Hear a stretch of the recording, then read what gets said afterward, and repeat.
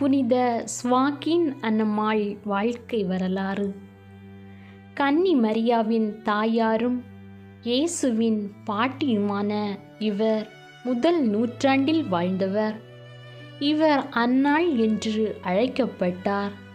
சரித்திரபூர்வமான பதிவுகள் இல்லாததினால் பாரம்பரியம் வழியாகவே அவரது பெயரும் மற்ற விவரங்களும் நமக்கு தெரிய வருகின்றன. அன்னாள் கலிலேயாவில் வாழ்ந்ததாகவும் யூதா குலத்தில் பிறந்ததாகவும் சொல்லப்படுகிறது. ஜோக்கிம் என்ற தனது கணவரை மணந்தபோது தனது முதல் குழந்தையை கடவுளின் பணிக்கு அர்ப்பணிப்பதாக அன்னாள் உறுதியேற்றாள். ஆனால் பல ஆண்டுகளாக ஒரு குழந்தையை பெற்றெடுக்க இயலவில்லை.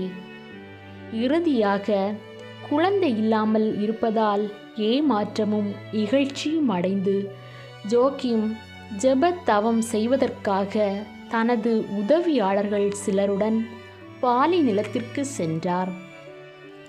ஜோக்கிம் எங்கிருக்கிறார் என்பது பற்றி எந்த தகவலும் தெரியாமல் தனியாக இருந்த அன்னாள் கவலையோடும் எதிர்பார்ப்போடும் 5 மாதங்கள் மெதுவாக கடந்தன. கடைசியாக ஒரு வானதூதர் அன்னாளுக்கு தோன்றி கடவுள் அவரது வேண்டுதலை கேட்டருளினார் என்றும் உலகில் மற்றவரைப் போல அவரும் ஒரு குழந்தையை பெற்றெடுப்பார் என்றும் கூறினார். ஜோக்கிம் விரைவில் வீடு திரும்புவார் என்றும் அவருக்காக நுழைவாயிலில் காத்திருக்க வேண்டும் என்றும் வானதூதர் அவருக்கு செய்தி சொன்னார். இந்த வானதூதரின் குறுக்கீட்டினாலும் அவரின் செய்தியினாலும் அன்னாள் மிகுந்த பயத்திற்குள்ளானாள். என்றாலும் அவர் கீழ்ப்படிந்து தனது கணவரின் வருகைக்காக காத்திருக்க விரைந்து சென்றார். ஜோக்கிம் வந்து சேர்ந்தபோது வானதூதர் அவருக்கும் தோன்றி அறிவித்திருந்ததனால் அவர் ஏற்கனவே அந்த மகிழ்ச்சி தரும் செய்தியை வரப்போகும் குழந்தையை அறிந்திருந்தார்.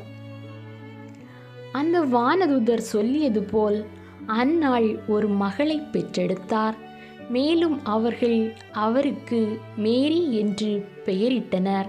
அன்னாவும் ஜோக்கிமும் எருசலேமுக்கு பயணித்து குழந்தை 3 வயதாயிருக்கும் போது மேரியை கோவில் பணிகளுக்கு அர்ப்பணித்தனர். குழந்தை மேரி நடந்து சென்று தனியாகவே கோவில் படிகளில் பயமின்றி ஏறி உள்ளே சென்றார். அந்த அர்ப்பணத்தின் வழியாக அன்னாள் ஜோக்கிமை மணந்தபோது கொடுத்த வாக்குறுதியை முழுமையாக நிறைவேற்றினார். இறைவனின் பார்வையில் இவர்கள் நீதிமான்களாக வாழ்ந்தனர். இறை நம்பிக்கையில் சிறந்து பக்தி நிறைந்த வாழ்க்கை வாழ்ந்தனர்.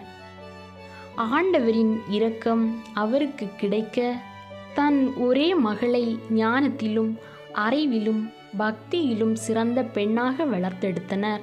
இவர்கள் இறுதியாக எருசலேமில் வாழ்ந்துள்ளனர்.